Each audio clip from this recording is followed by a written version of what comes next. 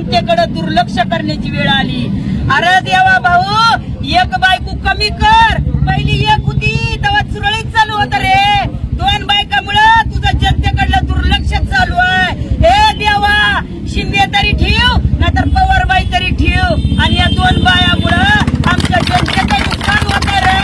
हे देवा, तू आम्हाला लाडकी बहीण म्हणला होता ना, तर लाडक्या बहिणीचं कुकू पुसायला लागला रे तू, लाडक्या बहिणीची लेकरं मारायला रे तू, लाडक्या बहिणीचं सगळ्या संसाराचा सत्यानाश करायला रे तू आम्हाला लाडकी बहीण म्हणून आमच्याकडनं एक वेळा तरी तू मतदान लाटलाचील ना देवा। एका साडीवर बाई म्हातारी होत नाही, तू आमच्याकडनं आम्हाला म्हणला ना लाडक्या बहिणी निवडून दिला, लाडक्या बहिणीने निवडून दिला ना, अरे पुढच्या पंचवार्षिक मध्ये तुझाच गणपती करायला ह्या लाडक्या बहिणी पुढे येतात का नाही बघत राहा।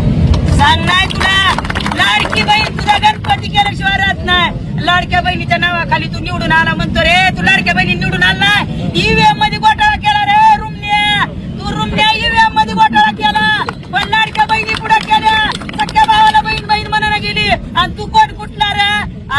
तू कोण कुठला? तिकडे बाई मोठ्या मोठ्याने टेजवर बोलती, तू इकडे बोलतो, इकडे ये की कृषी मंत्री रमी पियाव यार, कृषी मंत्री शेतकऱ्याविषयी धोरण चालू आहे, विधानसभेमध्ये चर्चा चालू आहे, आणि ही कृषी मंत्री रमी खेळत आहे, वरनं ती मायका लाल म्हणताय की मी जे काय काय काय काय करत होतो माझं काय चुकलं। अरे लाज लाव्या, पत्त्यावर पत्ते टाकत होता, आणि सगळ्या महाराष्ट्राला माहित आहे एखाद्या गोरगरीबाला न्याय देऊ शकत नाही। जर तुम्ही न्याय देत नाही तर तुमची लायकी नाही रे या सरकारमध्ये बसायची, राजीनामा द्या आणि बसा।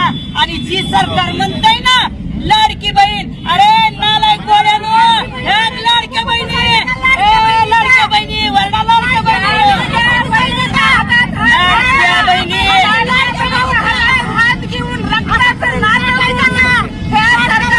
कोणी दिली? तुझं सरकार बिकारी आहे, पण तुझ्या सरकाराचं जेवढं बी कर्ज आहे ना आमची शेतकरी बांधव फेडतो म्हणते। अरे शब्द देऊन बघ, शब्द देऊन